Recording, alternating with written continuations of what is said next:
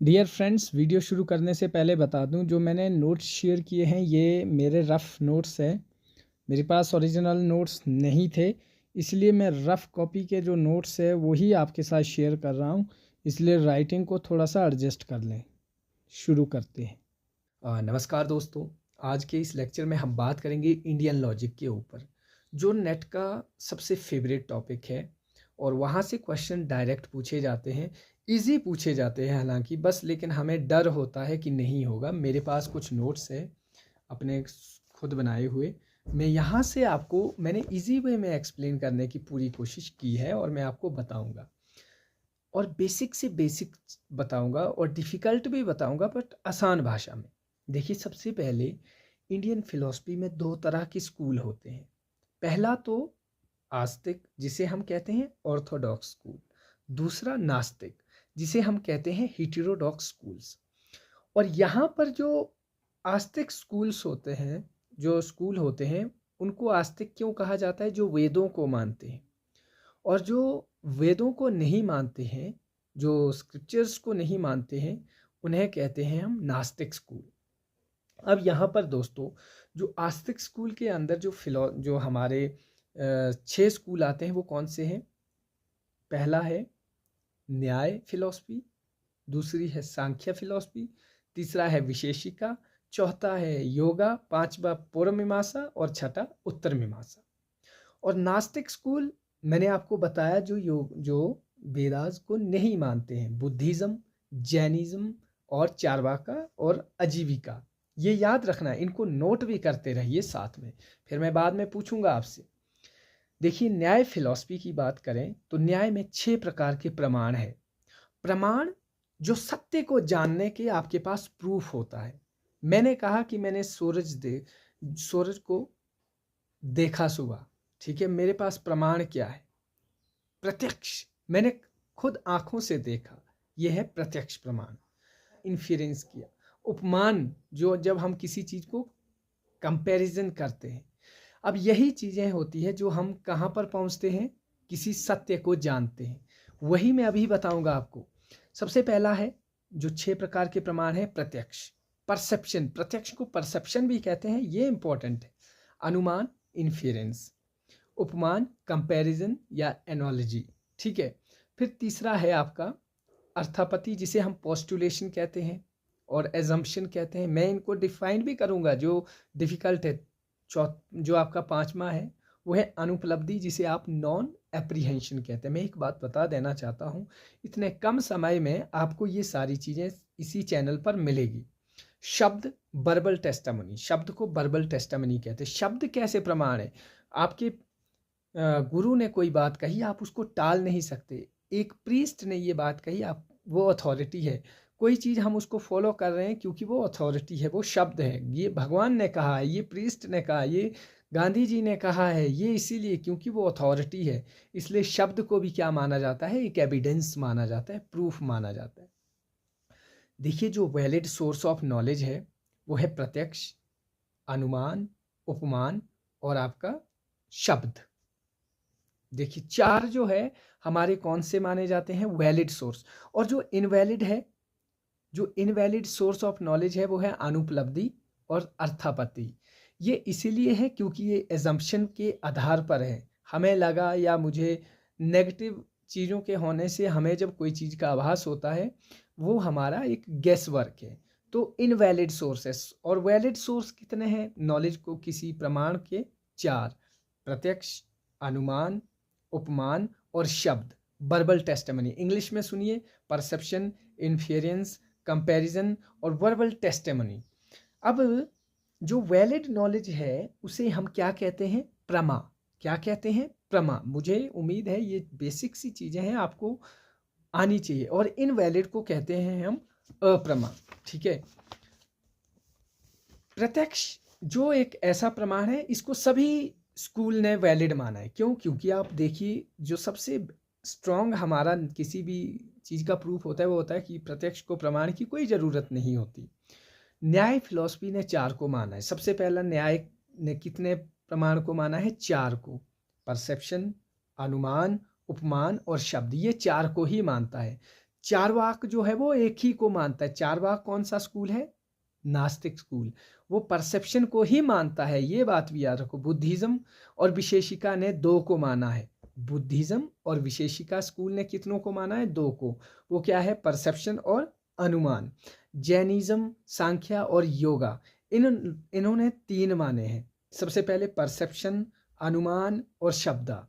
देखिए जो तीन स्कूल है, जैनिज्म, सांख्या और योगा, इन्होंने तीन को माना है, परसेप्शन, अनुमान और शब्दा। पूर्व मीमांसा और उत्तर मीमांसा ये 6 के 6 प्रमाण को मानते हैं। अब याद रखो दोबारा से, जो पूर्व मीमांसा और उत्तर मीमांसा है ये 6 के 6 प्रमाण को मानता है, ठीक है। जो चाहे शब्दा है, नॉन वर्बल है, जो आपका टेस्टामनी है, जो आपका अनुपलब्धि है, अर्थापत्ति, ये सब 6 के 6 को मानता है। प्रमाण होता क्या है? प्रूफ या मीन्स ऑफ नॉलेज, जहाँ से हमें नॉलेज मिलती है। One of the main concept of Indian epistemology. प्रमाण में 4 प्रकार के कॉन्सेप्ट होते हैं। पहला है प्रमाता। प्रमाता, एक बात याद रखना, नेट में एज इट इज पूछेंगे कि the knower, KNOWER, the knower, जिसको सब पता है, नोअर को बोलते हैं प्रमाता। प्रमेया, प्रमेया द नोएबल, जिसको जाना जा सकता है। प्रमाण, वैलिड सोर्स ऑफ नॉलेज को क्या कहते हैं? प्रमाण। कैसे जाना जा सकता है? मीन्स ऑफ नॉलेज, जो मैंने कहा। और प्रमिति, प्रमाण की हेल्प में जो नॉलेज मिलती है उसे हम क्या कहते हैं? प्रमिति मिलती है, अचीव्ड थ्रू प्रमाण। जो प्रमाण के थ्रू जो हम नॉलेज लेते हैं, जो मान के चलो आपको कोई ज्ञान मिला, प्रत्यक्ष से मिला ना आपको, तो उसे क्या कहते हैं? प्रमिति बोलते हैं, ठीक है। प्रत्यक्ष को फर्स्ट वैलिड नॉलेज बोलते हैं, फर्स्ट वैलिड नॉलेज, जिसे हर स्कूल ने एक्सेप्ट किया है। अब यहाँ पर मैं आपको थोड़ा सा एक और कुछ बताना चाहूँगा, मैंने सुबह लिखा था आपके लिए। हमारे यहाँ पर स्टेज ऑफ परसेप्शन को 2 भागों में बांटा गया है। इसको सिर्फ खाली याद रखना है एग्जाम के लिए अगर आप तैयारी कर रहे हैं। पहला है निर्विकल्प प्रमाण और दूसरा है सविकल्प प्रमाण। सर्वविकल्प प्रमाण को हम डिटर्मिनेट नॉलेज कहते हैं और निर्विकल्प को हम इनडिटर्मिनेट नॉलेज कहते हैं। इसको थोड़ा पॉज रखना, मैं बाद में बताऊंगा आपको कि ये है क्या। जो अब हम यहाँ पे अनुमान की बात करेंगे, परसेप्शन के बाद अनुमान की। Indirect source of knowledge based on other knowledge, cause and effect को चेक करते हैं इसमें, ठीक है। सेकंड वैलिड सोर्स जो है हमारा, ठीक है। जब पहला क्या था? प्रत्यक्ष, यहाँ पे कौन है? अब दूसरा अनुमान। Indirect source of knowledge based on other knowledge, cause and effect को चेक करते हैं हम, आफ्टर द नॉलेज भी कहते हैं इसे। फिर इसके बाद है हमारा उपमान, जिसे हम कंपैरिजन एनालॉजी भी कहते हैं, वाइस वर्सा रिलेशनशिप होता है इसमें, ठीक है। फिर है शब्द, जो शब्द के थ्रू आप रिटन, ओरल, वर्बल, टेस्टिमनी, जैसे प्रीस्ट ने कहा, गॉड ने कहा, हम पुराने जो चीज़ों को फॉलो करते आ रहे हैं वो वर्बल के थ्रू है, ठीक है। फिर अपील टू अथॉरिटी, जो शब्द है आपके ये अपील टू अथॉरिटी होते हैं। किसी प्रीस्ट ने कहा, किसी कन्वेंशनली जो बात आज भी मानी जा रही है, words spoken by trustworthy person. जैसे फॉर एन एग्जाम्पल हम जब रेफरेंस देते हैं ना, according to Rabindranath Tagore, according to Mahatma Gandhi, according to APJ Abdul Kalam, तो ये चीज़ें होती है। और अर्थापत्ति, अर्थापत्ति based on circumstances, we can call it implications. अपनी एजम्पशन बना लेते हैं हम। जब हमने कहा राम जो है कॉलेज नहीं आया है, इसका मतलब वो पक्का अयाशी करने गया है, मीन्स कि आपने, हो सकता है उसके साथ कुछ भी हुआ होगा, तो वट एवर, लेकिन आपने उसका एक अपनी एजम्पशन बना लेना, ठीक है। ये होता है आपका अर्थापत्ति। अनुपलब्धि, नॉन एप्रीहेंशन, ये याद रखना। ये एक बात फिर से बता रहा हूँ, ये जो लेक्चर है 1-1 घंटे का लेक्चर होता है, इसको इतना इजी नहीं होता है समझने के लिए। अनुपलब्धि, नॉन एप्रीहेंशन, किसी चीज़ का ना होने का आभास आपको नॉलेज देता है। फॉर एन एग्जाम्पल, मेरे यहाँ पर एक कुर्सी होती थी इस बगल में, और आज मेरा लेक्चर एक ऐसा हुआ कि आपको किसी चीज़ का ना होना जो है आभास फील हो रहा है, लेकिन आप जानते हैं। फॉर एन एग्जाम्पल, आपके रूम में एक टेबल है, एक जग है, दूसरे दिन वो टेबल और जग वहाँ नहीं मिलता है, तो आपको एक नॉन एप्रीहेंशन फील होता है, ठीक है। आपको लगता है कुछ कमी है, उस नॉलेज को क्या कहते हैं? अनुपलब्धि कहते हैं। तो ये बात याद रखना, ये बहुत इंपॉर्टेंट है। फिर परसेप्शन, जैसे मैंने कहा वैलिड नॉलेज प्रमा, इनवैलिड नॉलेज अप्रमा, something right front of your eyes, 100% जो आप उसको मान रहे हैं, ठीक है। और जो आपका परसेप्शन है, इसको गौतम ऋषि ने नॉन एररनेस कॉग्निशन कहा है, जिसमें बहुत मतलब 100% सही होने की आपको आपकी जो है आपका जो सही होने की जो पॉसिबिलिटी होती है, जहाँ पर कोई गलती नहीं है, जो सेंस ऑर्गन से आपको ज्ञान मिलता है, आपने आंखों देखी कोई चीज़ देखी, स्मेल से, टेस्ट से, वो क्या है आपका प्रत्यक्ष नॉलेज है। समझ गए बात। और टाइप्स ऑफ परसेप्शन में दो चीज़ें और भी है, ऑर्डिनरी जिसे साधारण, लौकिक ये सबके पास होती है, अलौकिक जिसे एक्स्ट्रा ऑर्डिनरी कहती है, ये वो लोग हैं जो बहुत क्रिएटिव होते हैं, ठीक है। अगर आपको पूछे कि लौकिक क्या है, लौकिक जो है वो बड़ी ऑर्डिनरी लोगों के पास परसेप्शन होती है, और अलौकिक जो मतलब और लोगों से थोड़े क्रिएटिव होते हैं, जिसे मैंने आपको अभी परसेप्शन की स्टेजेस भी बताई, इनडिटर्मिनेट और डिटर्मिनेट। देखिए अपनी कॉपी पेन कृपया करके ले लीजिए, और मैं थोड़ा सा एक बड़ी इंपॉर्टेंट चीज़ है जो अभी रिसेंट 2 या 3 नेट में पूछा गया है, क्लासिफिकेशन ऑफ अनुमान साइकोलॉजिकल में बांटा गया है फर्स्ट, दूसरा नेचर ऑफ व्याप्ति में, और तीसरा इंडक्शन में। सबसे पहला है साइकोलॉजिकल, इसमें है स्वार्थ अनुमान, जहाँ पे क्या होता है आप अपने आप को कन्विंस करते हैं, convince one self only about your self.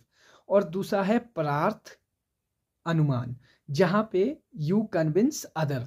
For an example आपको साइकोलॉजिकल मान के चलो पूछा गया कि स्वार्थ अनुमान क्या है, जहाँ पर आप खुद को कन्विंस करते हैं, और जो परार्थ अनुमान है वहाँ पे क्या होता है, जब व्हेन यू कन्विंस अदर्स, ठीक है। और दूसरा है आपका नेचर ऑफ व्याप्ति। व्याप्ति ये सबसे इंपॉर्टेंट है, ये मैं आपको अभी इसको बड़े इजी वे में बताऊंगा, इसमें आप मेरे साथ बने रहिए। सबसे मेन चीज़ है जो नेचर ऑफ व्याप्ति में है, 3 चीज़ें ये नेट में इनडायरेक्ट पूछी जाएगी। पहला है पूर्वावत, दूसरा है शेषवत, तीसरा है सामान्य दृष्टा। कैसे पूछेंगे, मान के चलो एग्जाम में लिखा होगा कि कल रात बारिश से जो है कीचड़ ही कीचड़ है, उसने स्मोकिंग की, वो कैंसर से मर गया, इसमें स्मोकिंग पूर्ववत है या शेषवत है, कैसे पहचानोगे आप? यही चीज़ मैं अभी आपको अभी बताने वाला हूँ। देखिए जो पूर्वावत है, जो नेचर ऑफ व्याप्ति में ये नॉलेज है, देखो आप आज के दौर में अगर हम कुछ सीख रहे हैं, ये कैसे सीख रहे हैं, इन्हीं प्रमाण की वजह से हम कुछ जज करते हैं ना। अगर मान के चलो आप बाढ़ देखते हैं तो आप कैसे आप बड़ी त्रासदी देखते हो तो आपको पता समझ आ जाती है कि यहाँ पे बाढ़ आई है। जहाँ पे खून दिखता है सड़क में आपको लगता है कि कोई चीज़ मरी हुई है, क्यों? क्योंकि कॉज देखते हैं या इफेक्ट देखते हैं आपके, हम क्या देखते हैं, इफेक्ट हुआ है कुछ। लेकिन पूर्वावत क्या होता है, सबसे पहले कॉज देखते हैं, फिर हम उसका इफेक्ट देखते हैं, स्मोकिंग देखते हैं, फिर कैंसर देखते हैं। और शेषवत क्या है, सबसे पहले देखिए आपको एक उदाहरण के तौर पे आया कि आपने पूर्वत छांटना है, आपने एलिमिनेट करना है पूर्वत, तो कैसे करोगे? सबसे पहले आपने अनुमान देखना है, ठीक है, जो अनुभव जो कॉज हुआ है। सबसे पहले स्मोकिंग, जो स्मोकिंग है उससे कैंसर हुआ, तो स्मोकिंग क्या है आपका कॉज, स्मोकिंग से कैंसर हुआ। और सबसे पहले क्या हुई, बारिश हुई, कॉज, फिर कीचड़ हुआ, तो ये क्या है आपका पूर्ववत। पूर्ववत जो आपको नेट में डायरेक्ट पूछेंगे कि इसमें पूर्ववत कौन सा है। शेषवत क्या है, पहले इफेक्ट देखेंगे आप, फिर कॉज होगा, रिजल्ट फिर कॉज, ठीक है, कैंसर, स्मोकिंग। कीचड़ है, सड़क पर इतना सारा कीचड़ है, कल रात को बारिश आई होगी, पहले कीचड़ का जिक्र हुआ तो मतलब क्या है, शेषवत है। पहले रिजल्ट का यहाँ पे क्या है, पहले यहाँ पर क्या है, रिजल्ट है, फिर इफेक्ट की बात हुई है, फिर कॉज की बात हुई है। उम्मीद करता हूँ इतनी सी बात आप कॉपी पर लिखिए। पूर्ववत को कैसे पहचानोगे, पहले कॉज हुआ है फिर इफेक्ट है, और शेषवत को पहले रिजल्ट है फिर कॉज है। जैसे पूर्ववत में मैंने आपको बताया स्मोकिंग थी फिर कैंसर हुआ, कीचड़ थी फ्लड आया फिर कीचड़ हुआ। जबकि शेषवत में क्या है, शेषवत में क्या है, रिजल्ट होगा, कीचड़ होगी क्योंकि बारिश आई है, कैंसर था क्योंकि स्मोकिंग अति की है। तो ये जो है आपका क्या है, जो अभी मैंने नेचर ऑफ व्याप्ति बता रहा हूँ मैं अभी। और साम्य दृष्टा क्या होता है, आपने नेट में वो डायरेक्ट एक एग्जांपल देंगे, एज इट इज यूनिफॉर्मिटी, ठीक है, यूनिफॉर्मिटी जैसा है उसको वैसा दिखाना, इसे क्या कहते हैं हम, साम्यता, साम्यता दृष्टा। तो ये इतनी सी बात आपको बतानी थी। और दूसरा जो आपको मैं अभी बताने के उसमें हूँ वो है सबसे इम्पोर्टेंट। देखिए देखिए जो आपका इंडक्शन है अनुमान का, ये तीसरा पार्ट है। पहला हमने बात की साइकोलॉजिकल में स्वार्थ अनुमान, प्रार्थ अनुमान, नेचर ऑफ व्याप्ति में हमने पूर्ववत, शेषवत, सामान्य दृष्टा।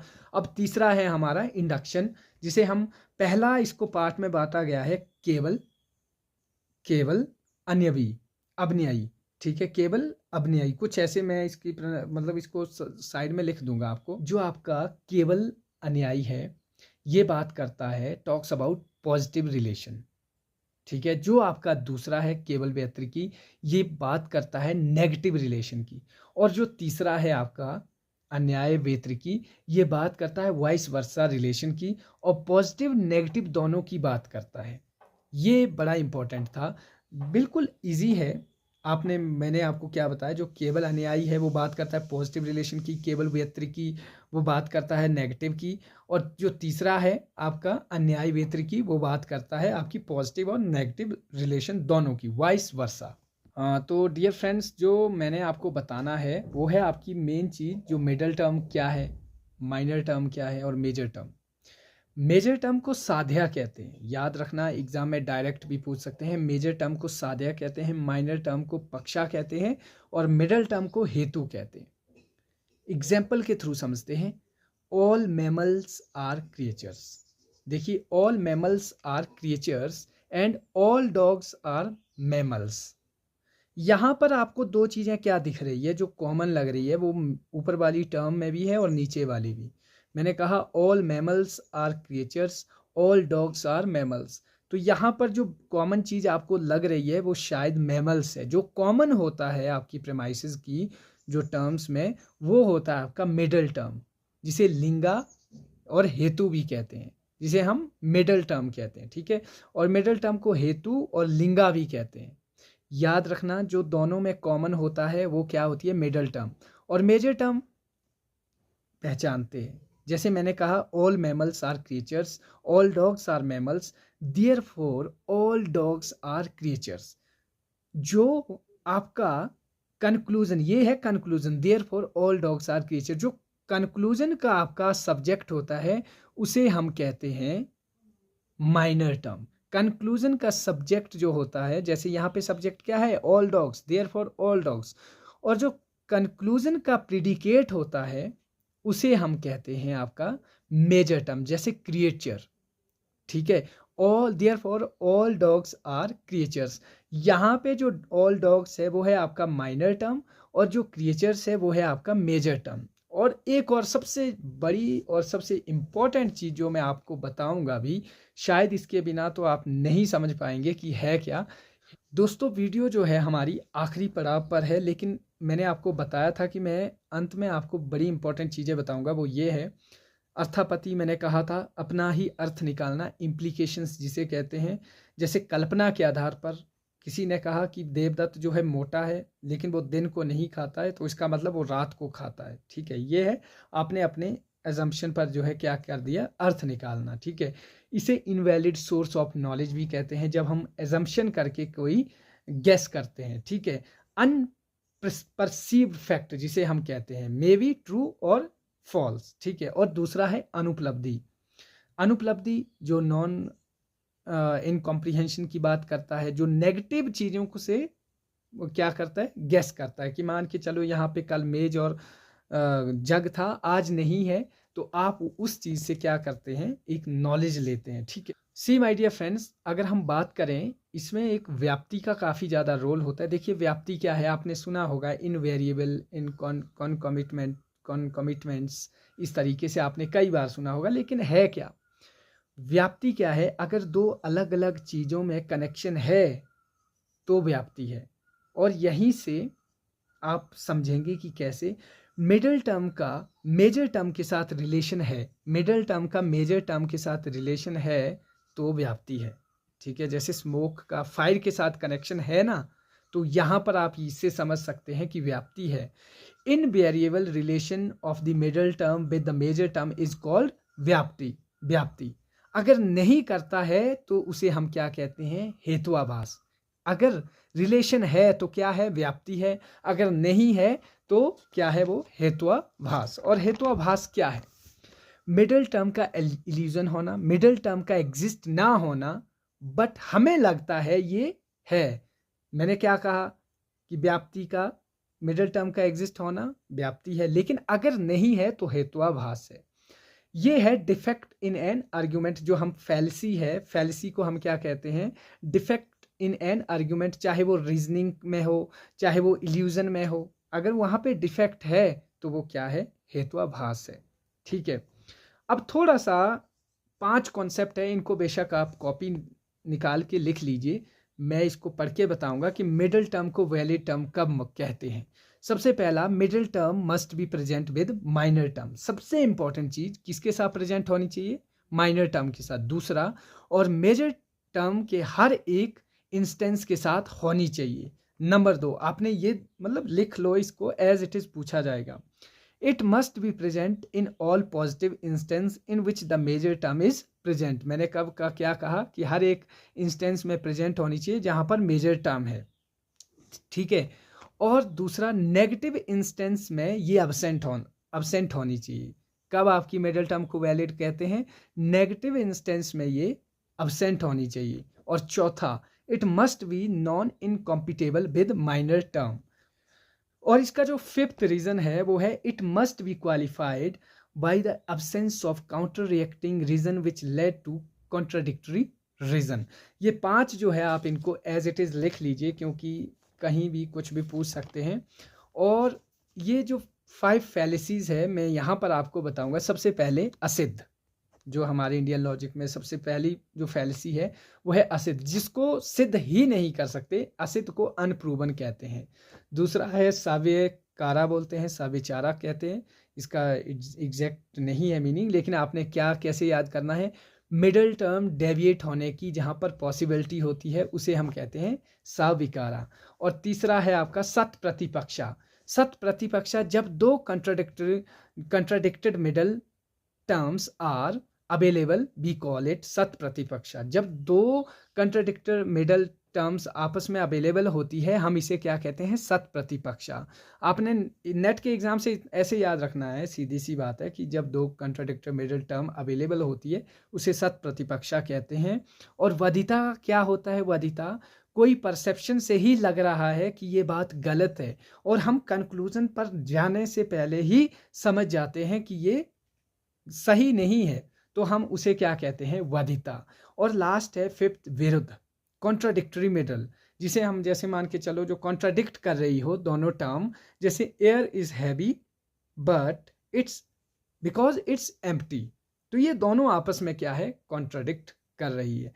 होपफुली दोस्तों ये जो आज हमने आपके साथ डिस्कस किया, मैंने जो आज हमने बात की, ये आपके लिए बड़ा हेल्पफुल होगा। जैसे एक और बेसिक सी चीज़, जैसे सब्जेक्ट है, इसे हम उपायम कहते हैं। जब आप अनुमान में जब आप उसमें उपमान में इसका कंपैरिजन करते हैं, उसका चेहरा चांद की तरह चमक रहा है, सब्जेक्ट है उपायम। सब्जेक्ट को हर फेस इज उपायम, याद रखना, उसके चेहरे को क्या कहा गया है, उपायम।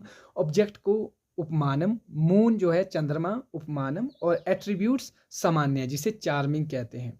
और मैंने लास्ट में आपसे कहा भी था कि मैंने आपको कहा था कि शब्द के बारे में मैं आपको बताऊंगा। सबसे पहले आपटा, those who always tell the truth, जैसे टीचर है, प्रीस्ट है, गॉड है, कोई बड़ी अथॉरिटी है, ठीक है, इसको क्या कहा गया है, आपटा। और दूसरा है वाक्य, सेंटेंस, जहाँ पे सेंटेंस जो शब्द से मिलके एक वाक्य बना है, define as collection of words, जैसे ट्रुथ इज गॉड, ठीक है, बड़े मतलब जहाँ से सेंटेंस बने हुए हैं, कोई अथॉरिटी, गीता का कोई वाक्य, ठीक है, महात्मा गांधी का कोई वाक्य, words which is potent to convey the meaning, it's meaning, ठीक है।